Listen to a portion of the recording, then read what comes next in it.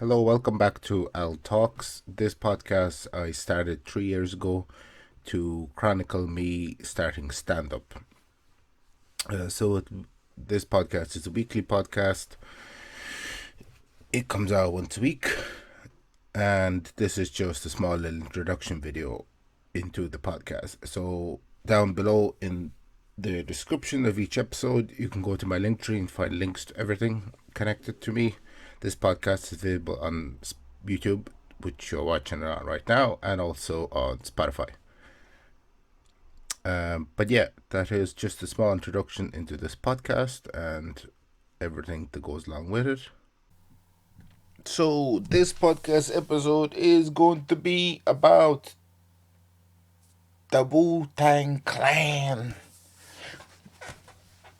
If you've been watching this podcast for a while, you will know that I have seen the Wu-Tang Clan live when they came to Ireland to perform as part of the Gods of Rap tour. I'll be back in a second. I just remembered something. Just remembered a joke that I forgot to write about. But yeah, so there is a couple of seasons long series on Disney Plus called Wu-Tang Clan and American Saga, which I recently finished watching. And it essentially shows how the Wu-Tang Clan formed.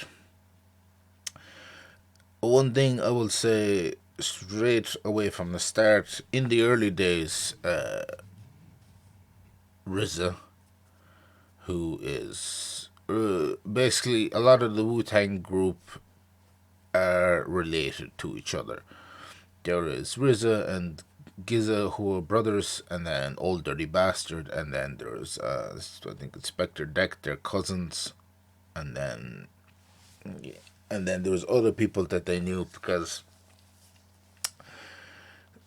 there was two housing, like they're from Staten Island. Staten Island in New York is known as the Forgotten Borough because it is like mentioned, it is an island. It's not connected to New York, and one of the ways you can get there is the Staten Island ferry. But yeah, so it was kind of two housing projects that I think Park Hill and Stapleton that were kind of against each other, and they were kind of beefing and roaring. And what brought the Wu Tang together was the love of kind of hip hop, because at the time Wu Tang started formulating kind of, I think it was like 1993 or 1990.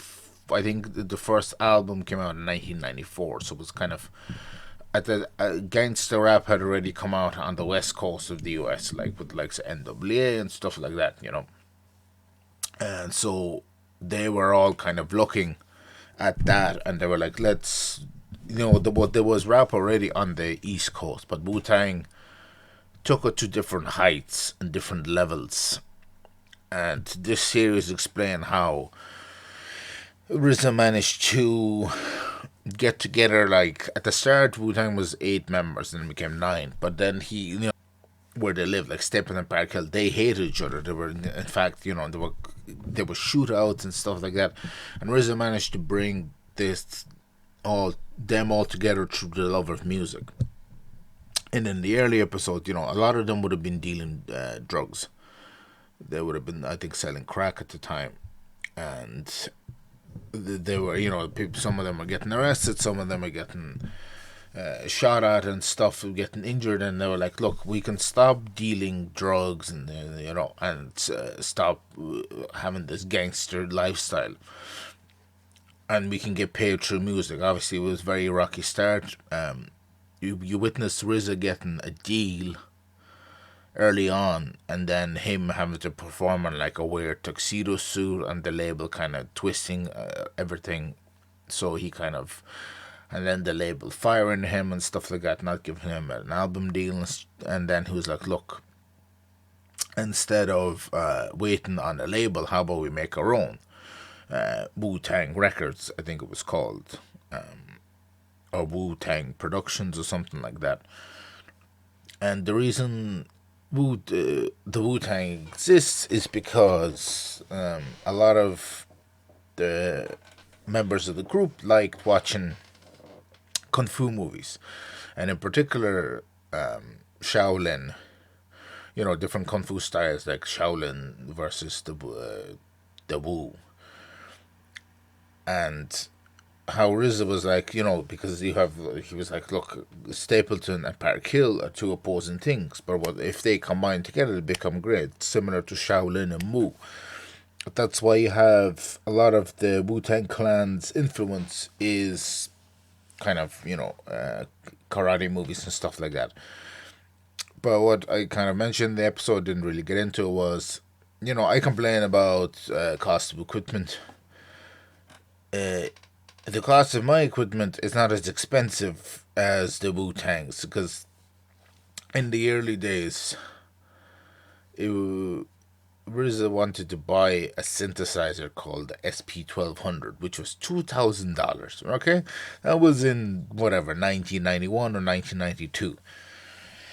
Obviously synthesizers probably cost more nowadays for good ones, but for if someone handed me €2,000, you could buy a really nice setup for podcasting. So, and also there was there were drug dealers to they were dealing drugs to survive basically because there wasn't really that many opportunities for them. I am not a drug dealer, so I once I seen that, and he was kind of, and as well in the bit of a spoiler, he really wanted this thing because this at the time this was the state of the art and it was going to really help him because Rizzo was sampling music and producing his own beats. He also performed rap himself. He wrote and he used to kind of one guy from Stapleton, I think. What's his name? Raekwon.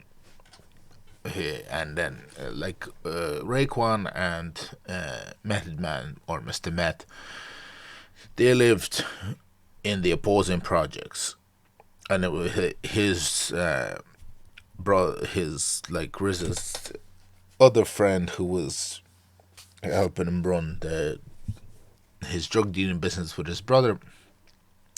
He was always kind of on him. It was like, why you hanging around with these people? It's like, why you writing music with them and stuff like that. It's like, because one of them Raekwon tried to kill Ghostface Killer because they were, like I said, they were beefing, and he was like, come on, like, what the hell is going on? You trying to kill me now? You want me to work with him and stuff like that. So he was always kind of on him. So one particular episode, RZA went to get the SP 1200, but he went to steal it, and he tried to put it in his backpack and it wouldn't fit. And the music store guy was like, "Look, if you put it back now, I won't say anything to my manager because he'll be barred from the store. Like this is kind of one of the only stores in music stores in Staten Island." So he cut him a break. Eventually, he did buy the thing. But then he sold it because he needed money to basically pay rent and survive and stuff like that. But it shows like nobody at the start would believe Wu Tang, but within 5 years in 5 years the initial contract for Wu Tang was when the Wu Tang Productions was set up. RZA said, "Give me 5 years of your life." And we'll go to number one, which they did. Wu Tang in 5 years became the number one album in the world, which is in 5 years is a massive achievement. They within 2 years they had already had multiple gold and platinum albums for a lot of their members, and you do toward the later seasons. I think altogether it was 3 or 4 seasons. I can't really remember, but during the later seasons you do kind of see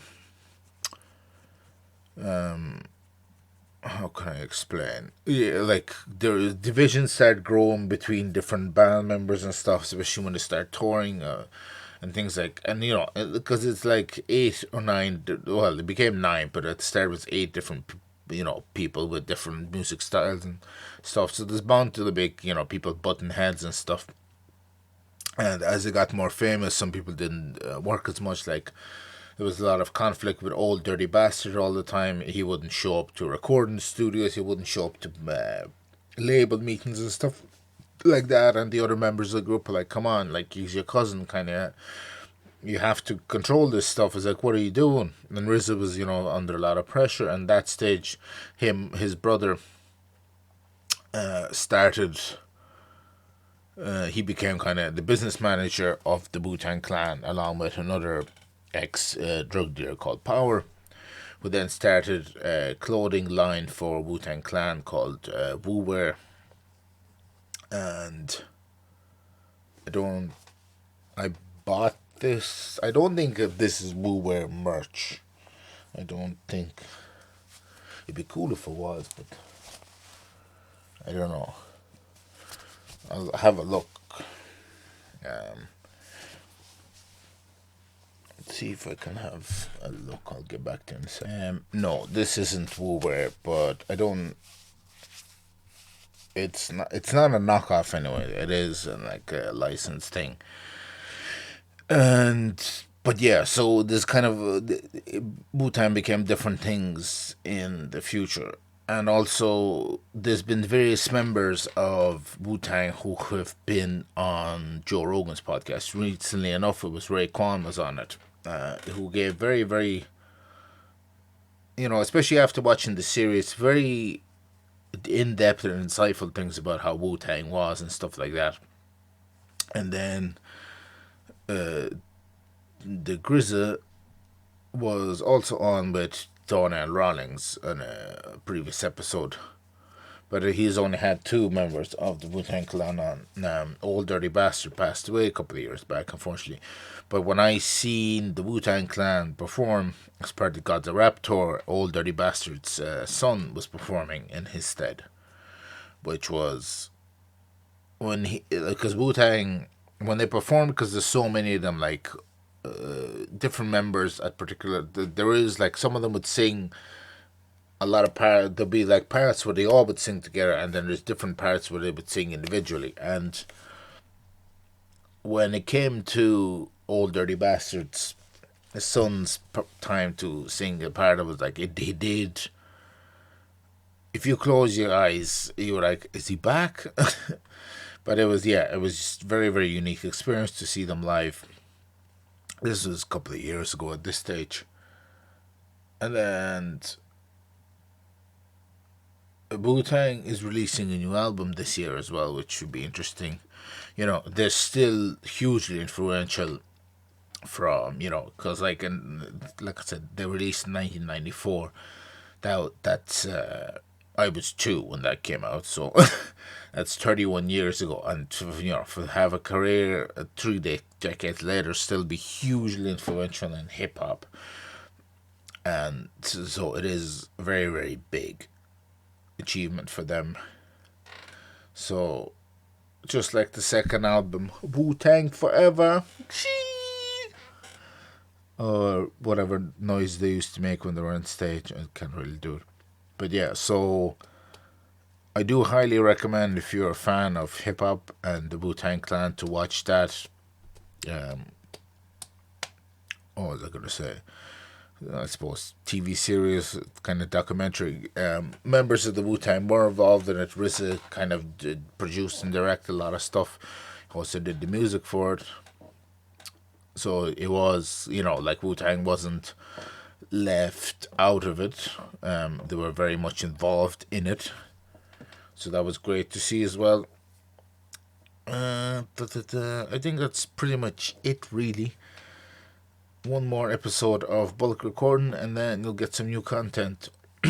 Hope you have enjoyed last couple of weeks of content as well. Bulk recording for me just works better because of just mad hectic busy schedule.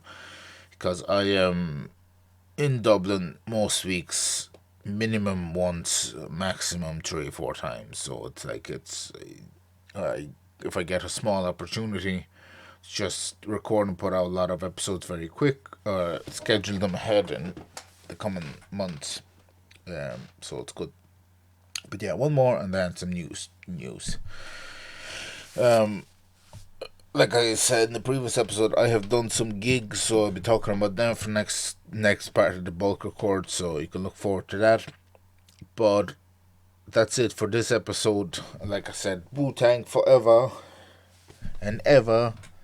But yeah, thanks for watching. Thanks for listening. All the links down below to my content and all my friends' content and fellow supporters, graphic designers, musicians, fellow comedians, other podcasters, and all that good stuff. So, thanks for watching. Thanks for listening. I'll see you next week. Bye bye.